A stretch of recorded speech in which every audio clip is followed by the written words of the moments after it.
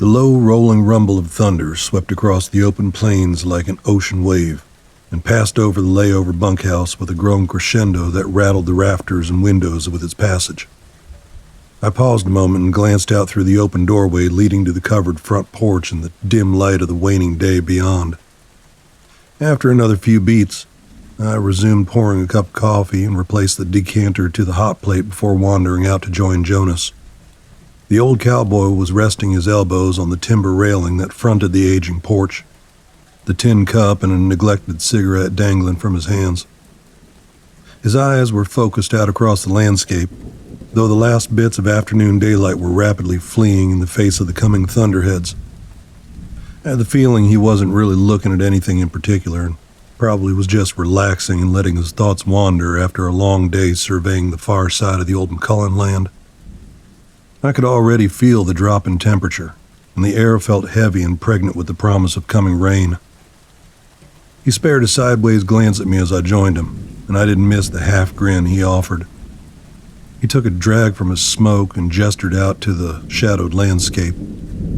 "I'll tell you, David, even after all these years, there's just something special about being out here all alone. Makes man feel new, if you take my meaning." Thought I did, and nodded as I sipped at the steaming mug. Coffee was strong and bitter, but I didn't mind so much. In the distance, lightning strobed and danced in the heavy cloud line that was rapidly marching our way. The wind was starting to pick up a bit, blowing in chaotic gusts that couldn't seem to figure out which direction they should be headed, tugging at us from all different directions. "Bad night to be out there," Jonas said, flicking his spent smoke out into the dim light in a brief flare of sparks. I ducked my head and took a seat in one of the old wooden chairs we dragged out to the porch earlier. "I'm glad we're going to be under a roof tonight, that's for sure.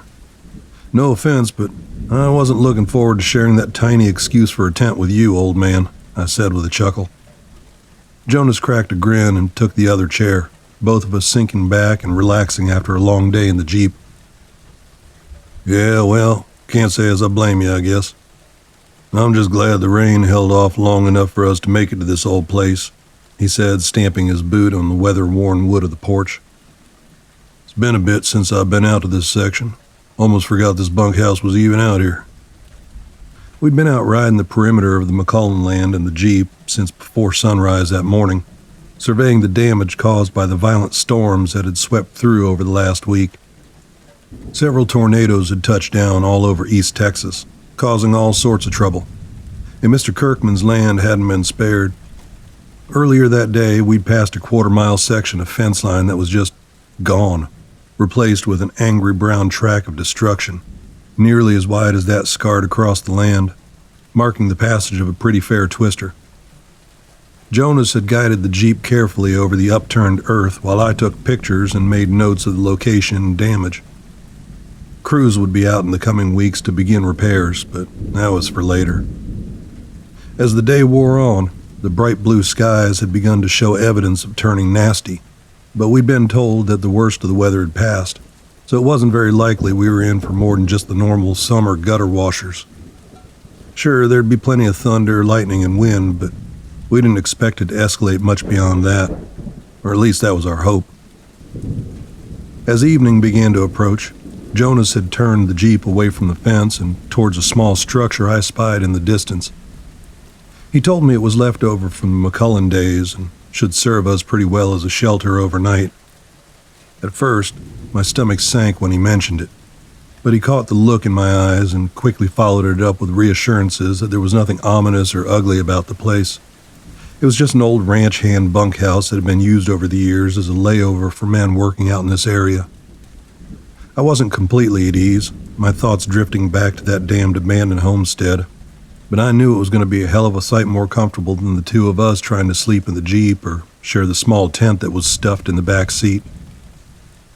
When we reached the rough timber building, I was relieved to see that it wasn't much more than a single-room structure with a few chairs and cots scattered around the interior, which was surprisingly well kept. I suppose it was likely due to the fact that the place was still used by some of Mr. Kirkman's crews from time to time. So we parked the Jeep out front and brought our supplies inside for the night. Jonas and I sat for a while in silence, just watching the approaching thunderheads and listening to the wind as it raced across the open fields of tall grass. It was cool and damp and smelled of rain. Overall, a nice change from the heat we'd experienced earlier in the day. Jonas had drained his cup and refilled it from the bottle, offering me a splash of whiskey for my coffee, which I accepted gratefully, trading him for another cigarette. As he was reclaiming his chair with a quiet grunt, he said, "Never did like the storms out here, though." It was a pretty innocuous statement, but something in the way he said it made me think he had more to say, and I turned my attention over to him with a raised eyebrow. He stroked his steel-gray mustache for a moment, his cool eyes wandering over the vista before returning to meet mine. "The Caddo Indians have legends about the storms around here," he started, then paused and chuckled a bit. "Hell, I guess they have legends for just about everything now that I think about it. But the storms were something they seemed especially wary of. I used to work with a man, full-blood Caddo, Levi Whiteash. He was raised among the Caddo tribes and grew up listening to all the stories from his people. He used to like to spook the greenhorns whenever he had a chance by breaking out some bit of dark legend while everyone was around the fire. He was a fair, imposing man if you didn't know him close. Big bear of a man that stood a head taller than most everyone else and hard as a rock." Jonas smiled at the memory, his eyes going distant for a moment. He had his gold tooth right up front, where he'd gotten one knocked out during a tussle at a bar once.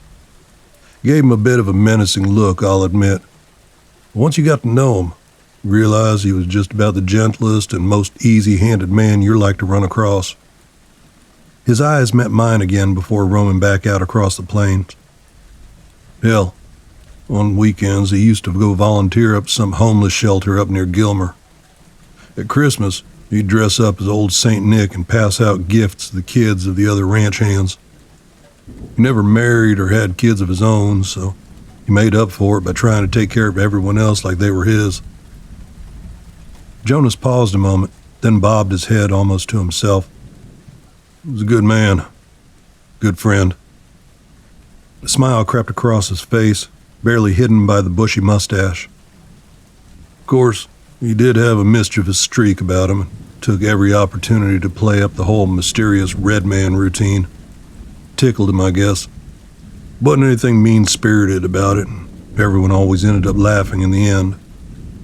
Hell, I'd be willing to bet that half the stories he told were made up on the spot, just as he was spitting them out. Some of them, though. Some of them were real. "Real?" I asked, cocking an eyebrow and lighting a cigarette. "You mean real stories from his people?" "I mean real," Jonas said, locking eyes with me. "You know what I'm saying, David. You've seen with your own eyes things out here that shouldn't be. Things that have climbed right off the pages of some two-bit horror novel. I've said it before, but there are things around these parts that don't belong in the light of day. Things you're not like to run across in other places."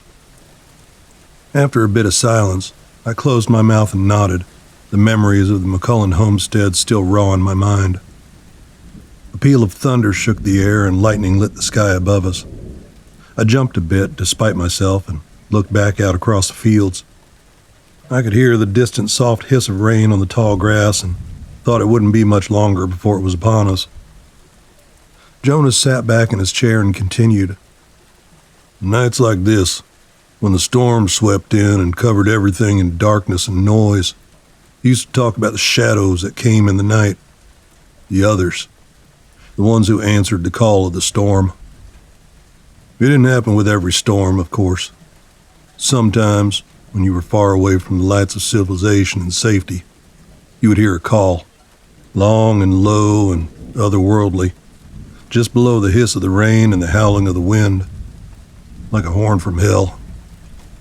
He shrugged and shook his head, taking a sip from his cup. "Hell, for all I know, that's exactly what it was. I ran with Levi for a while, just like you and me now. Sometimes, when he got into his drink, he'd tell me stories that he didn't share with the greenhorns. All those tales that he told them around campfires were just to entertain, maybe put a bit of scare in them. But those tales were safe, just a bit of fiction to pass the time. Jonas gestured out into the dim light with his tin cup. Somewhere out there is a watering hole, out past the fence line and up into the hills a bit. Seen it myself once. I could tell you it set me on edge just looking at that black, still water. It's surrounded all around by stones, like some sort of barrier constructed by long-forgotten hands. Levi told me that his people would sooner die of thirst than to so much as approach those waters. He said it had no bottom, just fell off into the murky darkness forever. He flashed a wry smile at me. That ain't likely possible, I suppose. Just deep. I nodded, briefly turning my attention to a particularly brilliant flash of lightning that left its glowing after-image on the inside of my eyelids when I blinked. The thick, bruised clouds were growing closer with each passing minute at a surprising pace. I was sure we'd be under them before too long. Levi told me that during storms like this one, when that call rolled out across the dark plains, the shadows would drag themselves from that watery pit and roam across the lands of men. Jonas took a sip of his Irish coffee and fixed me with one of those looks.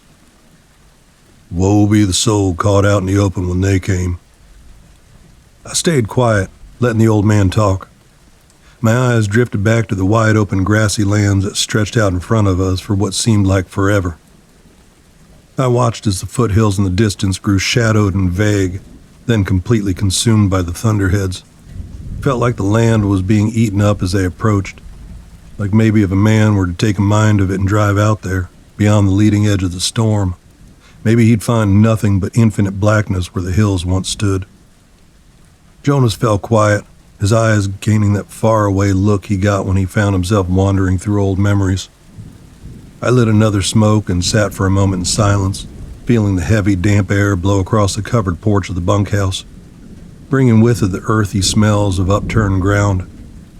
The temperature was starting to drop a bit with the coming of the storm, but I didn't mind so much.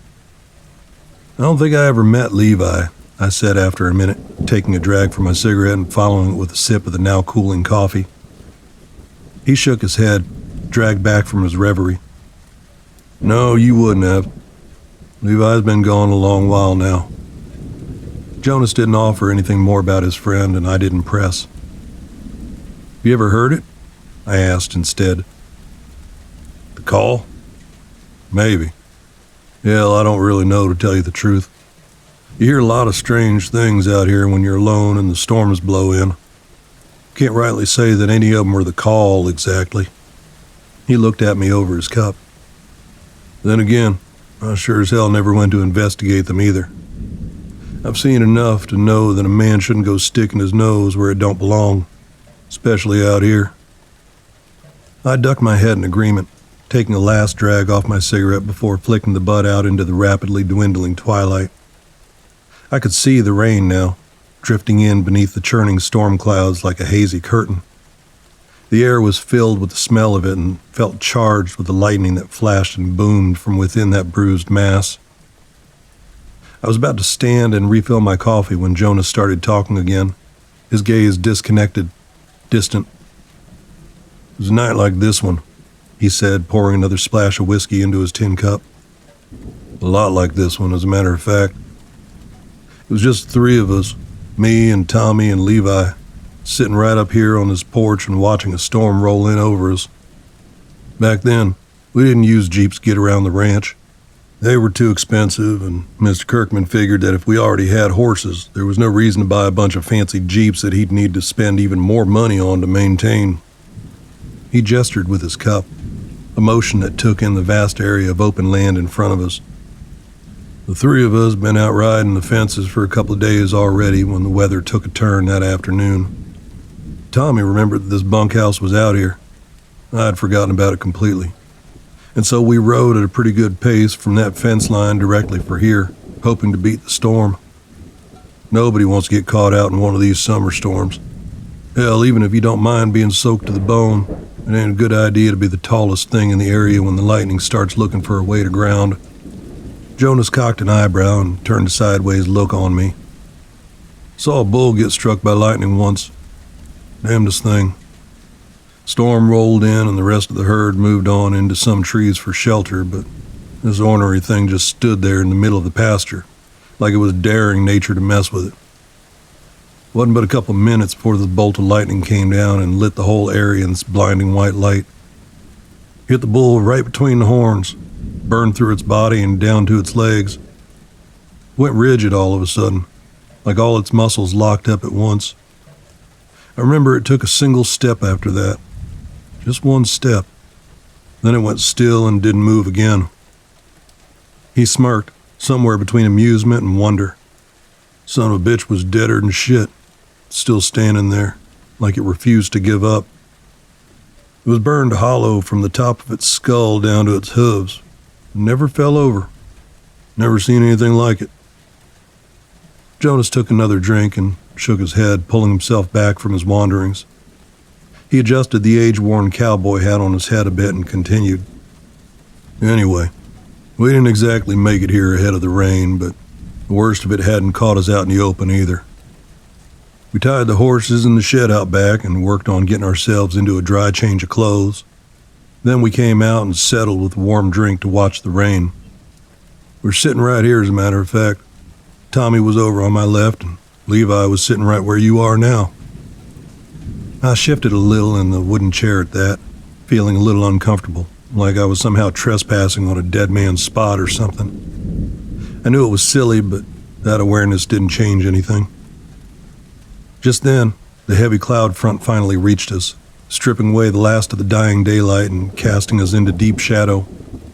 The staccato sounds of fat raindrops began striking the tin roof of the bunkhouse, ringing dull and hollow. Then a blinding flash of lightning lit the area in a ghostly pale light, and an incredibly ear-splitting and violent crack of thunder shattered the air at the same instant, so loud and sharp that I felt a concussion in my bones, felt it shake the boards beneath my feet. I jumped a fair bit at that, spitting out a curse with my heart pounding in my chest. Jonas hadn't so much as flinched, turning his eyes back to the grassy expanse before us. We were just sitting here, shooting the shit and working our way through a bottle when Levi stopped talking all of a sudden, mid-sentence. His brow knotted up and he tilted his head a little, turning his attention out into the rain. He'd heard something, though what it was I didn't know. Neither me or Tommy had heard anything out of the ordinary. "Did you hear that?" he'd asked us, coming to his feet and standing at the edge of the porch. At first I thought he was just messing with us, trying to throw a scare into us like he often did with the greenhorns. But if you'd seen his eyes and the way the blood drained from his face, it was clear he was dead serious. Jonas drained the rest of his cup, which had long since gone from Irish coffee to just straight whiskey, set it on the floorboards beside his chair. "What did you hear?" I asked, my heartbeat slowly returning to normal. Jonas shook his head. He said it sounded like someone calling out to us from somewhere out in the storm. I told him he was hearing things, but there wasn't anyone around us for miles in any direction. Nobody'd be fool enough to wander around in the dark when a storm like this was upon us. But he wouldn't let it go. He swore that there was someone out there, just beyond where we could see, moving around the bunkhouse. Me and Tommy both listened as hard as we could. The only thing either of us could hear was the hissing of the rain across the fields and the whistling of the wind. Tommy made some joke about how Levi couldn't handle his fire water, and we tried to laugh it off. But you could see that Levi was really rattled.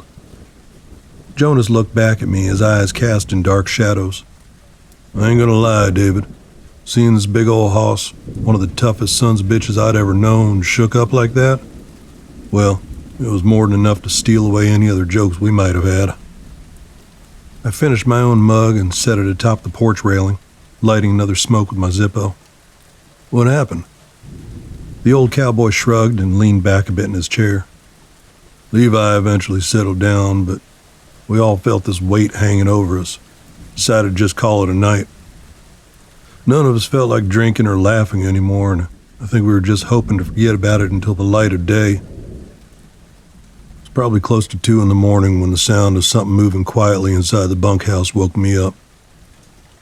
I snapped awake and had my gun halfway out of my holster when I recognized it was just Levi in the dim light from the lantern, pulling on his boots, "Where the hell you think you're going?" I'd asked him. He looked at me with the most haunted eyes I'd ever seen in my life. "It's back," was all he said. Before I could say a word, Levi rose up and pulled the door open, stepping out into the night. It was still coming down pretty hard at that point, and the wind blew in through the open doorway, bringing the rain with it. I jumped up and ducked after him, giving Tommy a kick on the way out to rouse him. By the time I stepped out onto the porch, Levi had already stalked off into the rain, hell-bent for leather. I saw his silhouette for a moment, the unmistakable shape of his big old magnum held in one hand. Then he was gone, disappeared into the night. Jonas went to dig another smoke from his pack, but found it empty. I absently held my pack out to him, which he accepted with a nod of thanks. I went as far as the edge of the porch, shouting out to him as loud as I could. I didn't see so much as a hint of him out there. I thought I heard a few words that sounded like he might have been calling out to someone, but I can't be sure about that. When I heard the scream and the gunshots, I yanked my pistol from its holster and took a step towards the edge of the porch, ready to run off into the storm after my friend.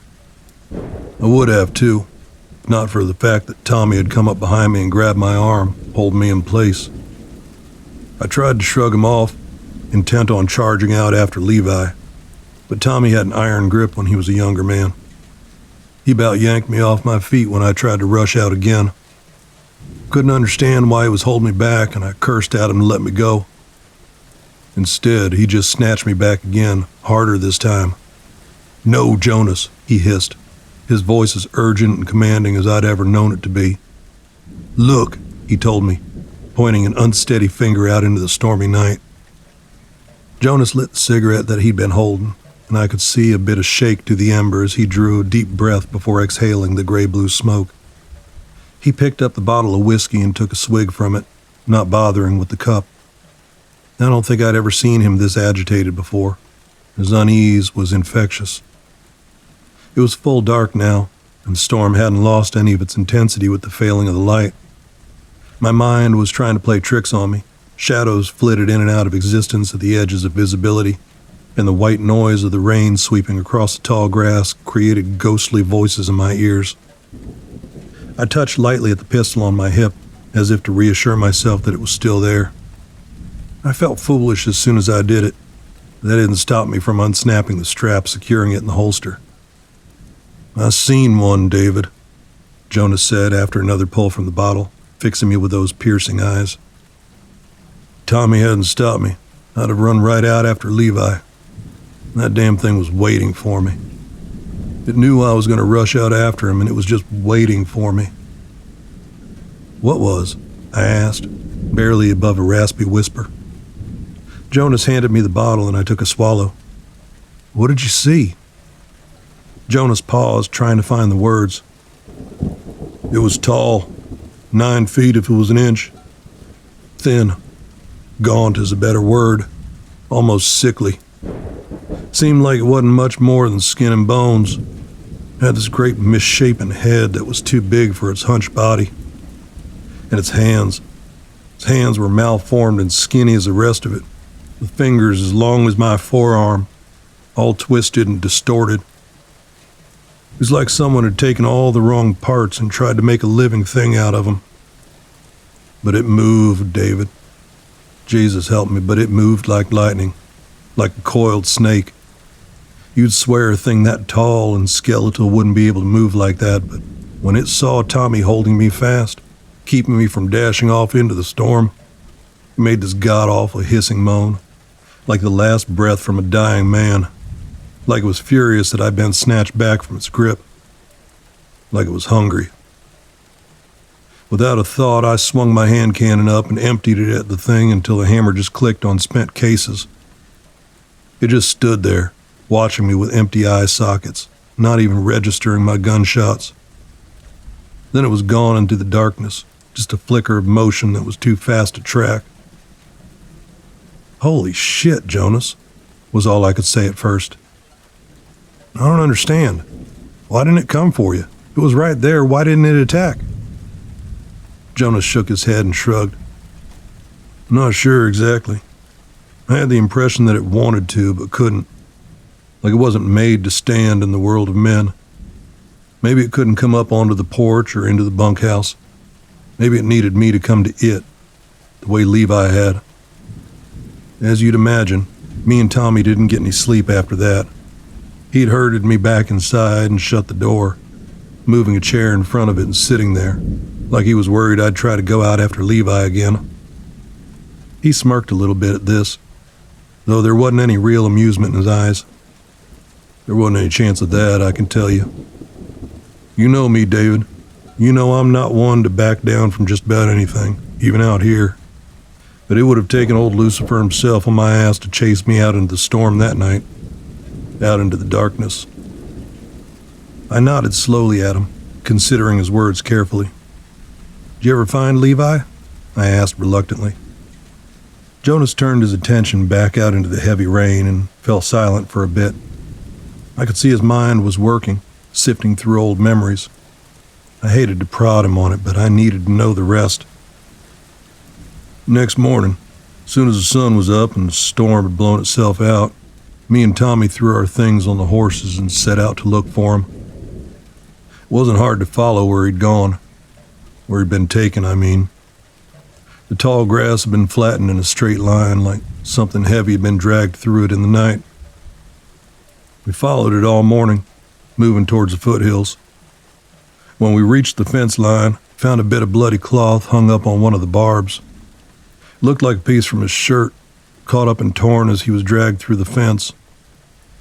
The horses couldn't cross there, so we tied them off and went on by foot, back into the trees and up into the hills. It was tough going. The ground was muddy and soft from the rains, and that just meant we were able to follow the trail without too much trouble. Jonas turned an eye to me. Strange. Other than the path made by something being dragged along, there were no prints. Anyway, about an hour after we started into the trees, we came across a pool of black water, maybe 20 feet across, smooth as glass and with a kind of oily sheen to it. I have no idea how deep it was, but we couldn't see the bottom. Couldn't see if it even had a bottom. It was bordered all around by field stones. There wasn't a real clearing or anything like that. It just sat there in the middle of the woods on a bit of level ground. The trees grew right up to the edge of it, though the ones closest to that black water were twisted and diseased looking, all gray and withering. Another pause as Jonas took a drag from his cigarette and washed it down with a swallow of whiskey. Tommy spotted the bones first. He always had sharper eyes than me, never missed a thing.